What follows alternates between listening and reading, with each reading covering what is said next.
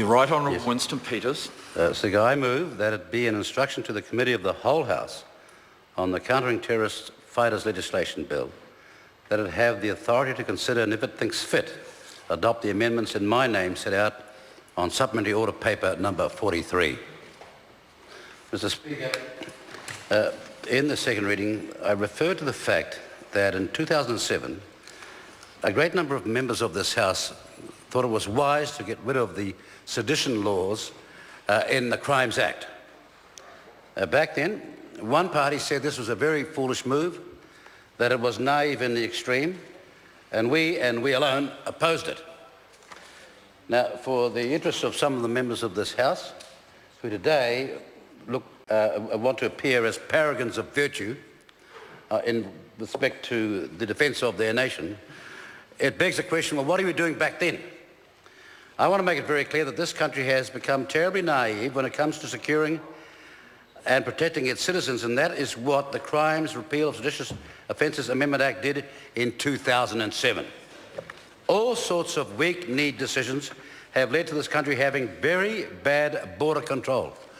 And incidentally, we never said we were opposed to Muslims coming to this country. We said we were opposed to people not being carefully screened as to whether they appreciated the need when they came here to have some respect for our laws, our traditions, our values, and those things that make New Zealand what it is. That's what I said. And I'm not having New Zealand First misquoted by Johnny-come-latelys who, whenever they're politically embarrassed, don't want to own up to their naivety and stupidity, but rather will try and say that... Order. Thank you.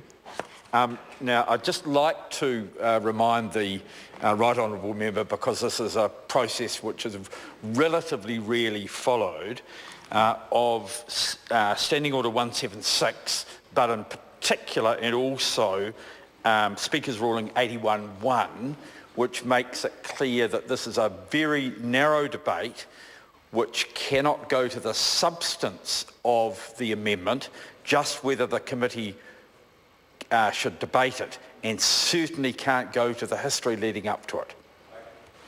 Thank you very much for giving me that warning after I've had a chance to repeat it. But, Mr. Speaker, this is a debating chamber, of course, and we are talking about provisions to do with this country's security, whether it be the major bill that we're looking at, or decisions we've taken in the past, or an alternative.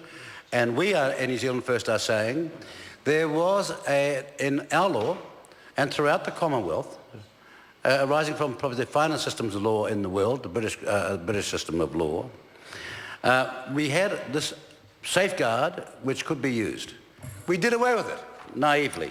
And we are saying that with one simple amendment, we could reintroduce it and have some real security in the future, rather than panic measures to please commitments we have made offshore without telling the New Zealand people. The Honourable Christopher Finlayson. Mr. Speaker, there are two reasons why this is a dopey motion. First, it's out of scope. There are a very limited set of amendments that we're seeking to debate here. And secondly, as I said some weeks ago at the first reading... Can I just sit the member down? I know he's not deliberately criticising the chair, but of course if it was totally out of scope, then of course I would have ruled it out. Thank you for your wisdom, sir. The second point is that next year